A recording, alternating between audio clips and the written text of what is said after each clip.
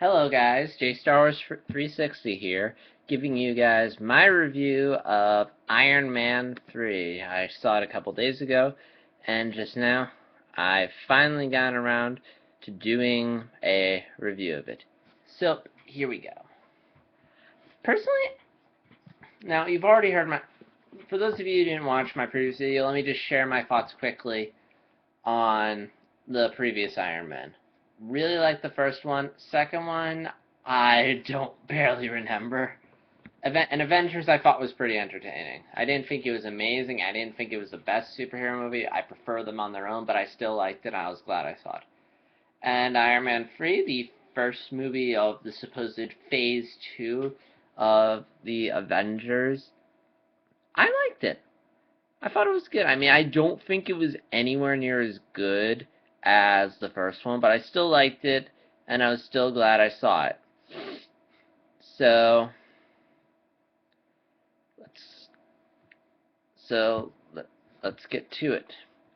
Alright, so it's set sometime after the Avengers, and the plot is that Tony Stark, he's depressed. He's experiencing this post-traumatic stress disorder from, like, flying the missile up into the portal, and all those events, aliens, he's paranoid. As a result, he's just building, building, building. And he's also obsessed about protecting Pepper Potts. And that's becoming complicated by the fact that there's this new terrorist called the Mandarin out there who Tony now has to fight.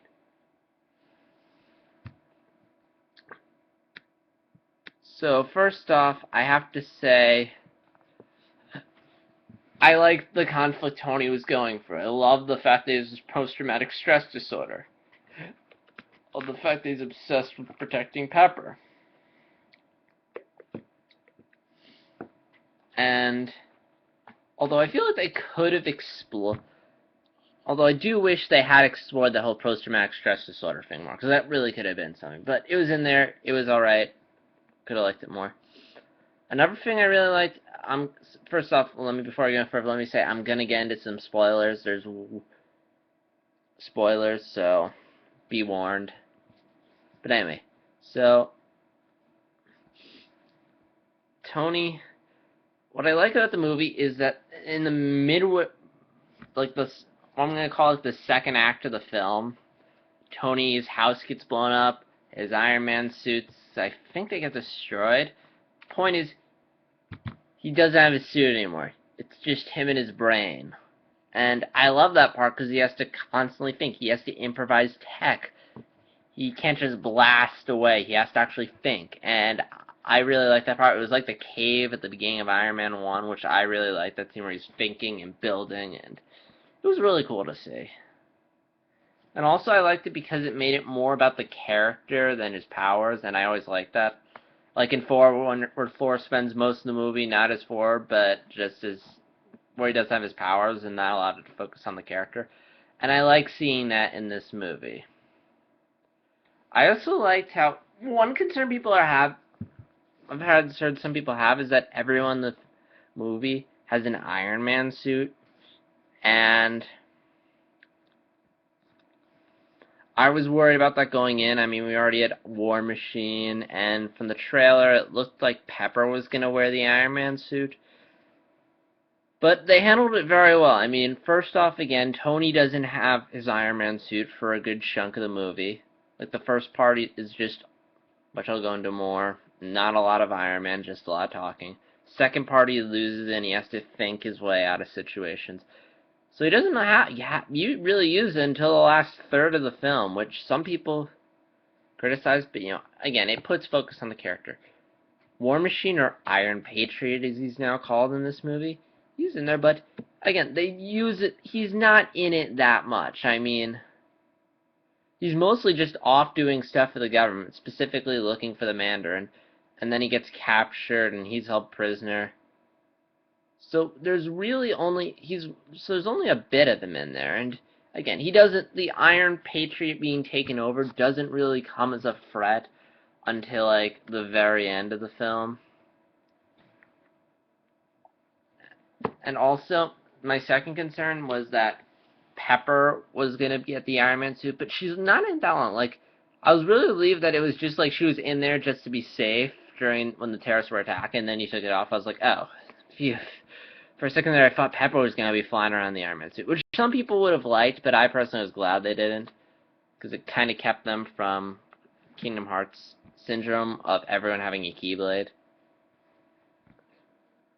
And now, some people were bothered by the fact that there are all those Iron Man suits flying around at the end. I personally didn't mind it. I thought it was cool. And for those of you who are complaining about it, he destroys all the suits at the end, so we're just back to one Iron Man suit. And it looks like Tony, from the ending, it seems like Tony's not going to be as tech-foot driven as he's used to be.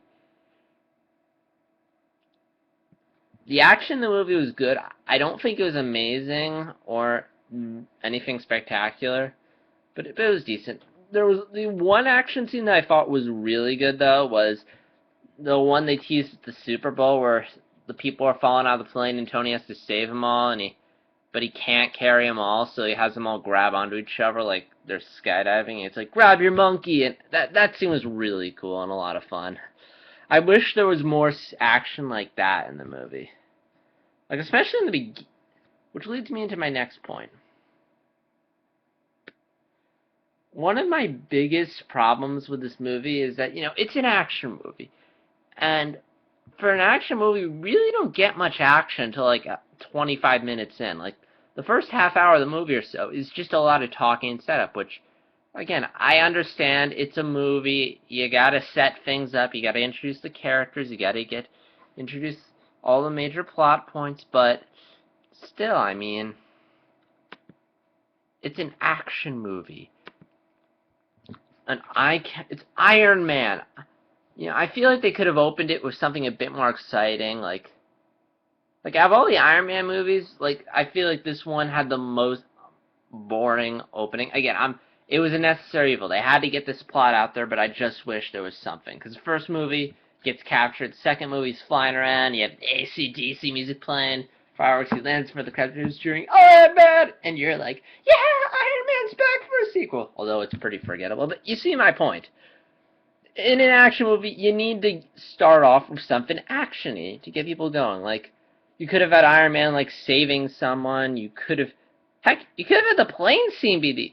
No, actually, no, that wouldn't work, because then all the other action scenes would seem to have it. But point is, you should have started off with Iron Man saving someone or breaking up some crime or something, just, to get us all pumped and excited, but... yeah.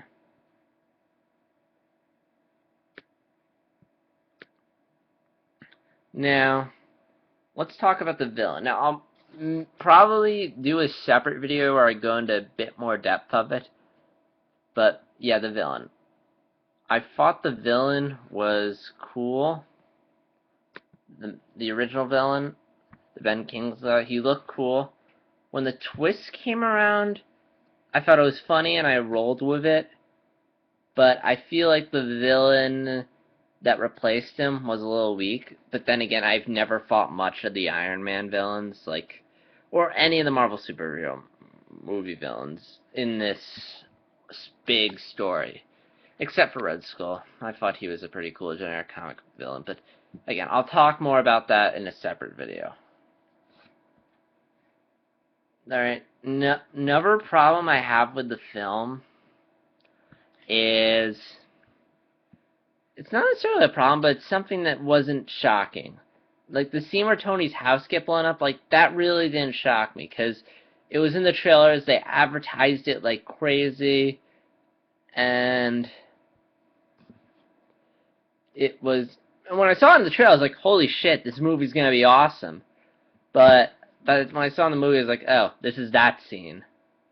And I feel like his house getting blown up would have been more impactful if they didn't give it away in every trailer and every ad. I mean, it didn't ruin the movie for me, but again, this is why I don't like seeing trailers a lot, because I'm afraid, because it does give away stuff, and the less I know about a movie going in, I think the better. So and this has me kind of worried about Star Trek Into Darkness, because I'm about to spoil something right here, so if you don't want to hear this one Star Trek spoiler, just turn off the audio until I do this. Yeah, I know it's stupid, but hey.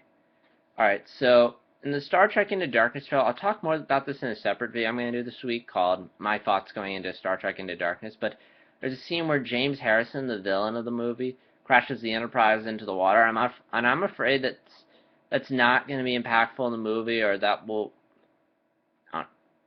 in the movie because of it.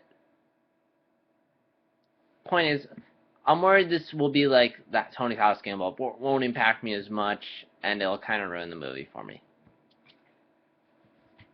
So yeah, now this next part isn't really, I mean, it's kind of a criticism, and it's more just me pointing something out. This film was pretty dark. I mean, it wasn't like dark, but I mean, in comparison to the other ones, which were generally lighthearted and funny, this one was really dark. Like, you had people getting shot, people getting their arms cut off, people missing limbs, people blowing up, people's faces. I don't know. It seemed really heavy. And at one point, like, Tony's, like, walking around with a gun shooting people. Like, a gun. Not like a laser sci-fi gun. I don't know. It just seemed a little gruesome. And what surprised me is, when I saw this in the theater, there were a bunch of parents with taking their little kids to see this. I was like, really? Little kids are gonna see this? I mean, this seems pretty heavy stuff not heavy stuff, but gruesome stuff to show to a little kid. I mean, this isn't like the other Marvel movies, like, where it's fun, like the Sam Raimi Spider-Man films. Those films had their dramatic moments, but for the most part, they were fun, they were, like, cartoony. But this was, like, a little heavy. Again, it wasn't too heavy, but I'm just saying. I mean, I'm kind of split on. I mean, on one end, it's a nice change of pace. It's one nice way to kind of make the film feel refreshing. But on the other hand, I do kind of prefer the lightheartedness of the first Iron Man. I wish there was a bit more of, you know, that lighthearted comic bookiness, lightheartedness in the first movie, where there's a lot of cracking jokes and stuff. Again, it was interesting to see them experiment with a different shift in tone, but I prefer the original lightheartedness, and I hope they go back to that, although with Thor 2, it doesn't seem likely, especially considering the film is called Dark World, but again, I'll talk about Dark World at some other point. Now, this next part isn't something that ruined the movie for me. It's more something the movie's good as it is, but I really would have liked it if they had done this one thing, which is I wish it tied in more to the Avengers. Like, this movie's pretty much its own story. I mean, they acknowledge this is after the Avengers, they nod to it, but it doesn't really feel like, I mean, it feels like a continuation, but at the same time, it's more like its own story, and occasionally they'll nod to the Avengers. And even the ending, like, it didn't feel like it was leading towards, like, another movie outside of the fact that at the end of the credits it says, Tony Stark will return. I know. I would have liked it. I mean, because the other ones, I mean, they were self-contained stories, but they were setting up a character, but, and I feel like now, especially with the threat of Thanos, I wish that the movie would have tied into the Avengers more, but who knows, maybe they'll do it in the other movies. And, like, this movie, the ending, it seemed to kind of wrap things up with Iron Man, which is stupid because we know he's going to, hopefully he'll come back, because hopefully Iron Man will come back for the Avengers, he probably will, but the thing is, I'm not sure if you know, but Robert Downey Jr.'s contract's expired, so it's debatable as to whether he come back. So maybe they did this ending so that way if he doesn't come back, it's like, oh, we brought closure to Iron Man. Now, having said that, based on this ending, I don't know if you can do an Iron Man 4. I mean, we'll have to wait and see what happens with Iron Man and the Avengers too, but I feel like they're reaching the point where they're pretty much done everything they can do with the character, and I think Robert Downey Jr. is feeling that same way, because that's one of the reasons he said why he was quitting, so... If they make an Iron Man 4, they better have a good idea of it. Otherwise, when I see the trailer, just be like, just finish it already. So in this next part, I'm just going to mention like a couple other points that I really didn't have a place for. That just really occurred to me after watching the movie, and things I realized about the film while watching other people's reviews of it, and stuff I generally agreed with. First off, kind of might sound like a jerk, but Pepper should have died. I mean, it was stupid. It's like she dies, and it's like a dramatic moment. It's like, oh no, Pepper died, and it's like, she's back. I feel like Pepper dying could have really been something that could have really affected Tony, and it really would have made a really good dramatic moment in an Iron Man movie. I mean, it would have been sad, but would have made it for some good drama. Who knows? And also would have explained Gwyneth Paltrow saying she doesn't think there's going to be another Iron Man, so who knows. Maybe they'll kill her off in Avengers 2. Another thing I noticed, there was no AC/DC music. Like, it's weird. Like, all the other movies had AC/DC music. This movie, it's like nothing. I mean, don't get me wrong, the Iron Man theme they had in this movie, that dun dun dun, I forget how it goes. It's the theme they play during the credits. It was funny, but no, it was good, but, I miss AC/DC. Speaking of which, credits ending, it was kind of cute. I liked it. Although I do wish it was something tying into Thanos more, but who knows, maybe the other movies will do that, because all the other movies, like, they always had something hinting, there's more. This was just like, oh. Also, Stan Lee cameo. It was cute. It wasn't his best, but, it was cute. It was like, oh, there's Stan Lee. That's nice. Again. For the record, in case you want to know my favorite Stan Lee cameo, it's the one in Amazing Spider-Man. I won't spoil it, but for me, that made the movie. But again, my thoughts on Spider-Man are for another video. I know I say that a lot. Again, most of the time I'm saying this, it's like maybe eventually. It's not like I have a schedule. I'm going to talk about this. I'll talk about it more when it's relevant, alright? Or unless you guys, like, flood me with comments, which is unlikely since I have, like, 10 subscribers at this point. Another thing I found, I feel like this movie was a little overhyped. Like, the trailers made this movie seem much more big and epic. Like, yeah, the house Gambler is like, da da da da. You see my point? And when I saw the movie, it was a conflict. I don't know, conflict, but it didn't seem like that big, epic conflict they built up. But that's the point, show, is to make movies seem better than they really are. Anyway, also, one thing I want to point out, good job to whoever did the makeup on Guy Pearce's character. Like, he looks totally different in The Flash, in the prologue, than in the present day. Like, it took me a while to figure out that those two are the same people. I mean, I figured it out during the movie, don't get me wrong. I mean, there's been instances where I didn't figure something out until after the movie. Like, that the plant was them testing extremists, but yeah, good job to them. Also, one thing, I don't know if this was in the movie or not. I'd have to go back and watch it to look for it or check on Wikipedia, but it was never really clear to me what was up with extremists or what Guy Pearce's character's plan was. But again, maybe it's in there. Maybe if I go back and watch it, I'll notice it. Also, for those of you who are on the fence about whether to see this in 3D or 2D, see it in 2D. There wasn't, maybe my 3D glasses are broken. Maybe I touched them or something right before the movie started, but there was not really that many moments in the movie where I saw 3D. I mean, it was there, but like, I'm gonna go Black Nerd, and like, I think 3D works better with computer animation, like the movie Epic, which is coming out. Let's see. Also, one little note, I've noticed this, and Doug Walker and Rob Walker pointed this out on Sibling Rivalry, which, check that out. It's on thatguywiththeglasses.com. Guy Pearce's origin story is pretty similar to Syndrome from The Incredibles in the sense that you have this young guy who wants to talk to this famous guy, and the famous guy's like, "Nope, you're not worth my time," and that one guy just gets so pissed off and becomes an evil villain. Sorry if I spoiled The Incredibles for the two of you who haven't seen it. Great superhero movie. So yeah, overall, I like The Incredibles.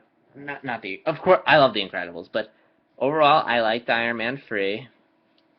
It was a good start to the movie. I mean, it's nowhere near as good as the first one, but it was still entertaining. Like, if you like all the previous superhero movies up until now, I think you're gonna like Iron Man 3, okay? If you're one of those people who's sick of superhero movies, you're sick of all these ones, just want them to end, this movie's not going to do much to change your mind. Change your mind. Maybe the dark tone will, but it won't. And if you're one of those people who's being dragged to see it, I'm going to drag to see it. They do throw in some humor, good humor every now and then. That'll keep you awake and prevent you from falling asleep. But yeah, overall, I liked Iron Man 3. Thumbs up. I'm giving it a 7 out of 10. And for those of you... Oh yeah, and before I go, one more thing. I have a website where I'm going to be posting my written reviews because I like writing.